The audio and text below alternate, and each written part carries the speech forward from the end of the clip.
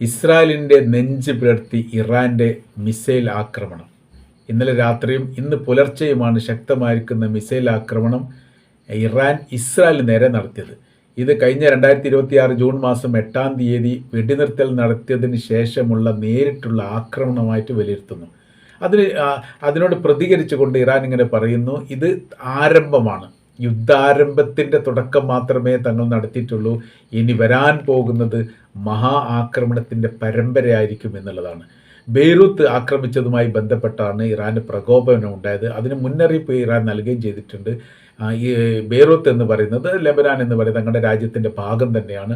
അവരാക്രമിച്ചാൽ തീർച്ചയായിട്ടും ഞങ്ങളുടെ ഭാഗത്ത് തിരിച്ചടി ഉണ്ടാവും. ശക്തമായ തിരിച്ചടി നിങ്ങൾ പൊളയുന്നത് തീർച്ചയായിട്ടും ലോകം കാണും.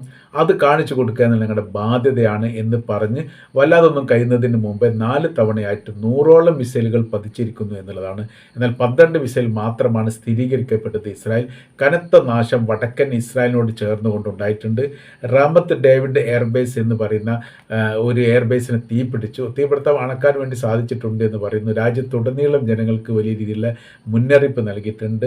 വടക്കൻ ഇസ്രായേൽ മാത്രമല്ല, അതിനുശേഷം മറ്റ് പല മേഖലകളിലും വലിയ രീതിയിലുള്ള സ്ഫോടനങ്ങൾ കേട്ടതായിരിക്കുന്ന റിപ്പോർട്ട് പുറത്തു വരുന്നു. എത്രത്തോളം മരണങ്ങൾ ഉണ്ടായിട്ടുണ്ട് എന്നൊന്നും സ്ഥിരീകരണ റിപ്പോർട്ടില്ല.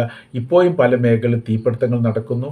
അത് ഈ കെടുത്താനുള്ള ശ്രമങ്ങൾ ആരംഭിച്ചിരിക്കുന്നു എന്നുള്ളതാണ്. ഈ യുദ്ധവുമായിട്ട് ബന്ധപ്പെട്ട് തിരിച്ചടിക്കരുത് എന്ന് ഇസ്രായേലിനോട് അമേരിക്കൻ പ്രസിഡന്റ് ഡൊണാൾഡ് ട്രംപ് പറഞ്ഞു.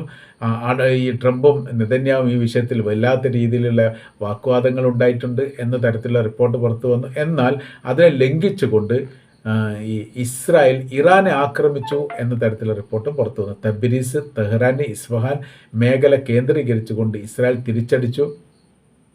എത്രത്തോളം